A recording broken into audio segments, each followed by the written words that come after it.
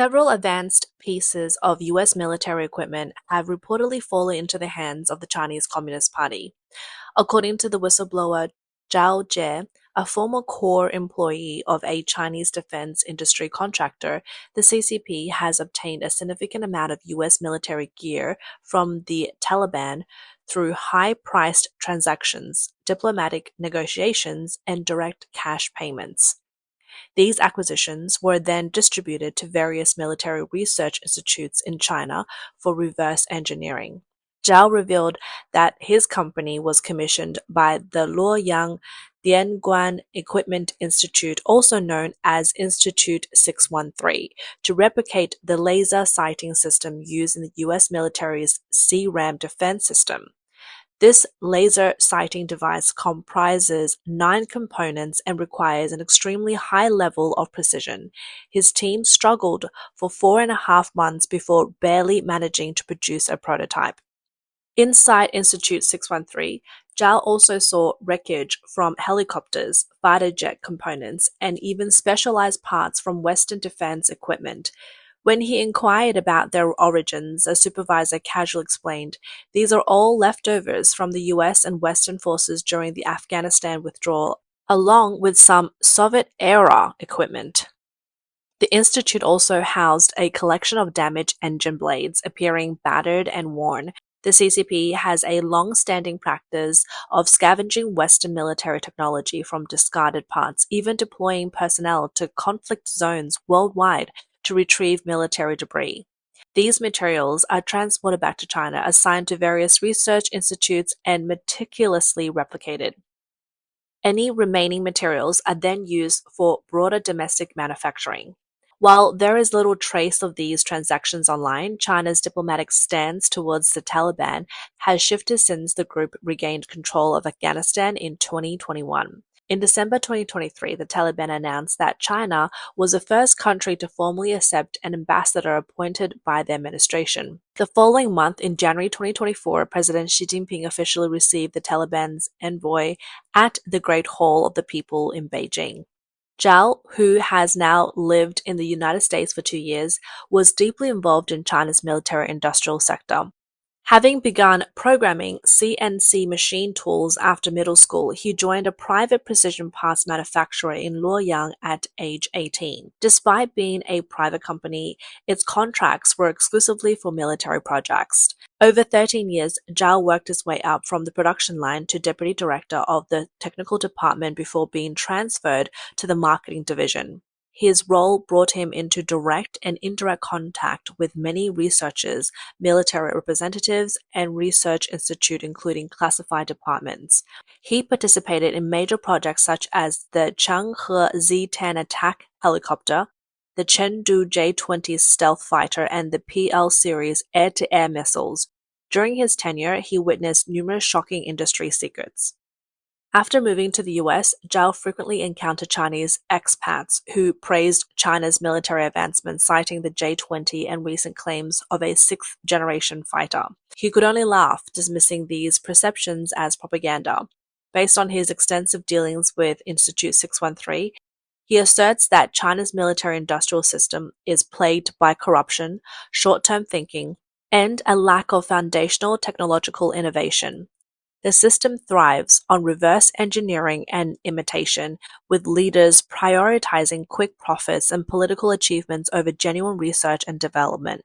According to Zhao, there is no patience for long-term technological breakthroughs, only replication with minor modifications, which are then exaggerated in official narratives. The actual combat effectiveness of these weapons remain uncertain. Zhao also worked closely with military factories, where he observed that China's defense manufacturing is heavily dependent on Western imported machinery and measuring instruments. High-precision coordinate measuring machines come from Germany, 5-axis machining centers from the Czech Republic, and measuring tools from Switzerland. Even commonly used cutting tools are dominated by top-tier brands from Germany and Japan, followed by second-tier suppliers from South Korea and Taiwan. Domestic Chinese tools are relegated to the most basic production processes. Zhao's company was able to secure military contracts primarily because 80% of its equipment was sourced from foreign manufacturers. However, Zhao was astonished to discover that Institute 613 possessed even more advanced 5-axis machining centers, equipped with dual power heads and dual clamping systems, high-end equipment intended for military production. Given strict Western export controls, such advanced machinery should not have been sold to China's military research institutes. Even if acquired, they would typically be fitted with GPS trackers to prevent unauthorized relocation. When Zhao questioned a supervisor about how this equipment was obtained, he received only a knowing smile, an implicit admission that these machines had been procured through illicit means. Despite these covert acquisitions, Zhao argues that China's military-industrial sector remains fundamentally flawed. The corruption within the system led to severe quality control issues. For instance, when the Central Military Commission allocated 10 million yuan in special funding for the development of helmets for the J-10 fighter jets, Institute 613 retained 5 million yuan for itself and subcontracted the remaining 5 million to a manufacturing firm. To secure this contract, the firm had to allocate 1 million yuan for bribes, leaving only 4 million or even less for actual research and production. With such limited resources, it was impossible to produce high-quality equipment. A similar pattern emerged with the laser sighting system Zhao's company was tasked with replicating. Producing the prototype took 4.5 months, and once it passed inspection, Institute 613 ordered 100 units. This is where systemic corruption surfaced again. While the actual cost of a single laser sighting system was estimated at 500,000 yuan, Institute 613 offered companies only 250,000 yuan per unit. Additionally, firms had to pay bribes to secure the contract. As a result, the remaining funds barely covered material costs, leading to severe quality compromises. The original required tolerance of 0.01 millimeters had to be loosened to between 0.03 and 0.04 millimeters due to cost constraints. Despite this, the Institute approved the batch, having already received its share of the kickbacks. Zhao claims corruption is so deeply entrenched in the Chinese military industry complex that even fundamental quality control measures have become meaningless.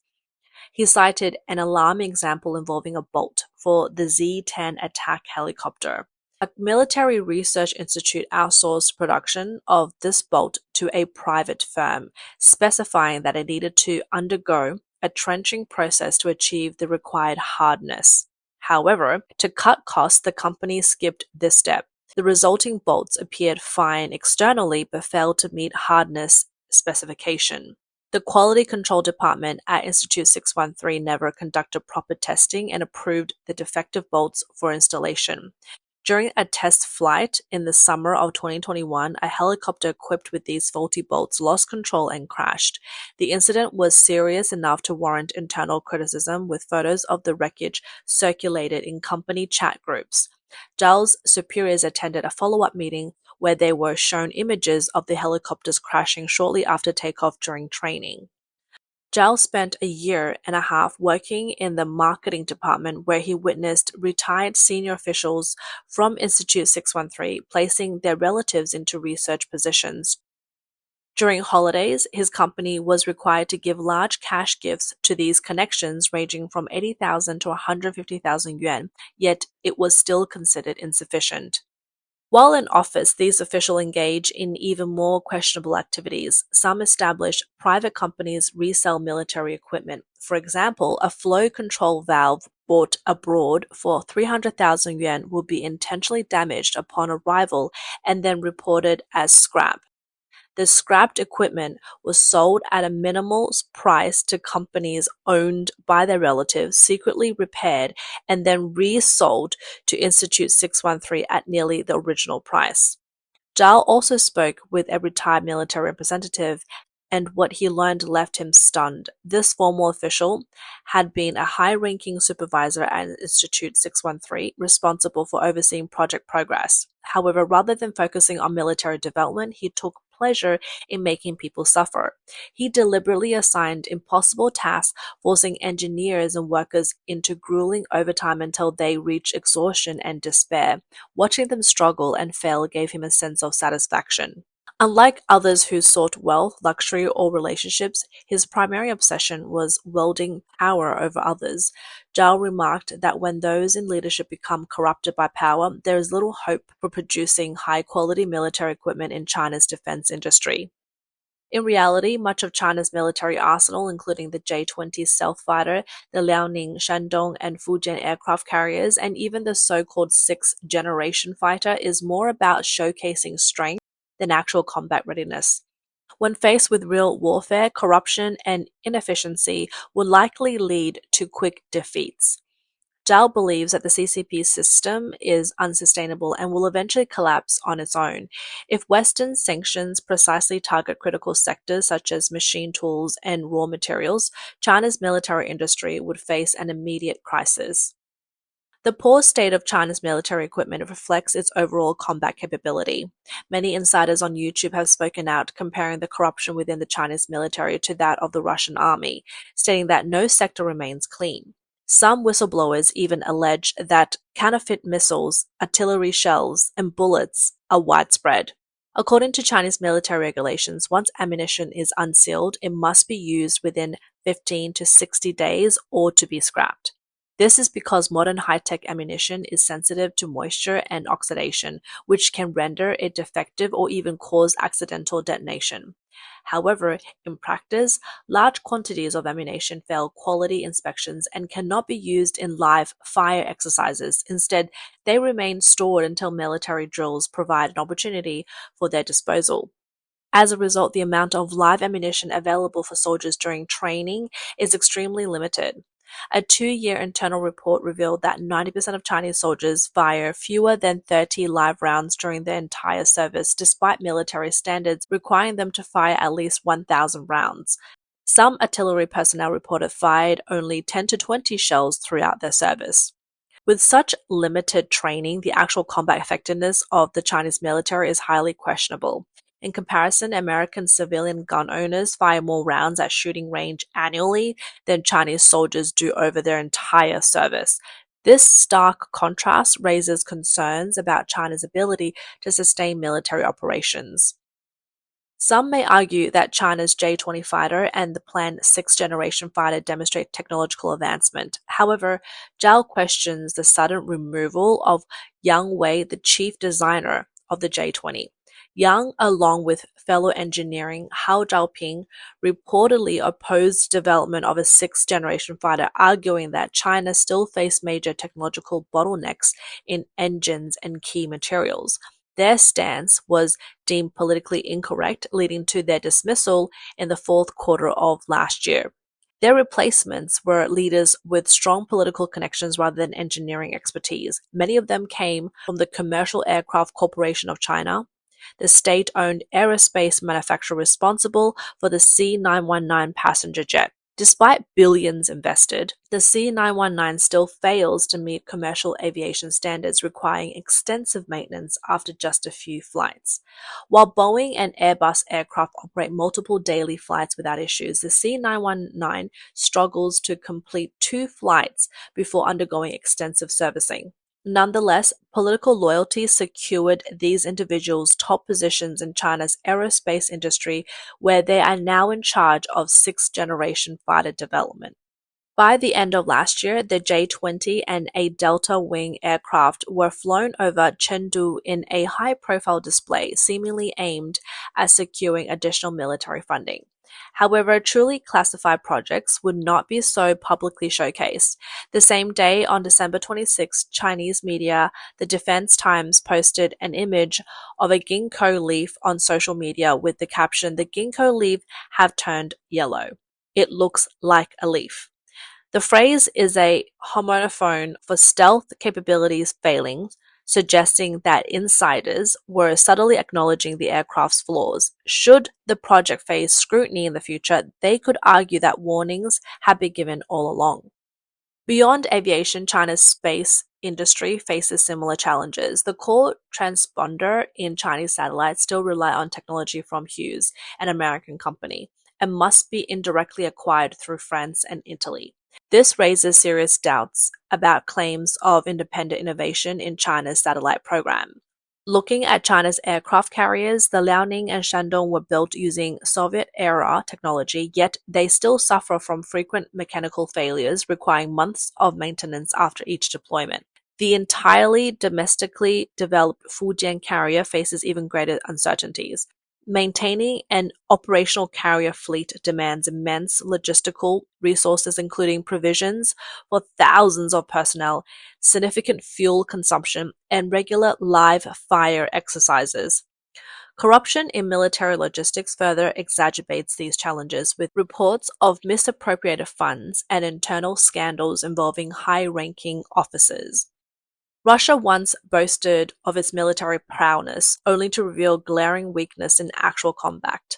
While Russia still possesses some fundamental military technology, China's heavy reliance on copied and stolen designs raises serious questions about its true capabilities in wartime scenarios. Despite positioning itself as a global manufacturing powerhouse, China's industrial sector still lags in many critical areas. Key materials essential for advanced technology such as high-temperature alloy for jet engines, high-performance carbon fiber, and specialized steel remain challenging for China to produce at world-class quality. Even seemingly simple components such as screws highlight these deficiencies. For example, the US has long used Pu-3 8MO precipitation-hardened stainless steel screws, known for their strength, corrosion resistance, and durability. These screws are critical for aerospace, petrochemical, and nuclear applications. Although China has attempted to develop similar screws for over a decade, its products still fall far short in quality. Similarly, while China claims 100% domestic production of high-speed rail components, many key parts including control systems, specialized track fasteners, and high-end bearings rely on components imported from Japan, the US, and Sweden. Without these foreign components, China's high-speed rail system would not function. The auto industry faces similar issues. For years, China has imported rust-resistant bolts from Stellantis North America, known historically as Chrysler for armored vehicles. Yet domestically produced versions corrode within months. This reflects the broader limitations of Chinese manufacturing. Even major construction equipment manufacturers like SANY and XCMG rely heavily on imported machinery and components. Robots used in steel plate cutting, welding, and assembly are predominantly from Japanese and European brands, while engines, hydraulic systems, and transmissions also depend on foreign suppliers. China has promoted its electric vehicle industry as a success story, but in reality, key processes from manufacturing to testing still require foreign technology. Critical production robots are sourced from ABB, Yaskawa, KUKA, and Fanuc, as domestic alternatives fail to meet precision standards. As Zhao and others insiders reveal these realities, it becomes clear that China's claims of military and industrial self-sufficiency are significantly overstated. The reliance on foreign technology, widespread corruption, and lack of genuine innovation raises serious concerns about the credibility of defense capabilities.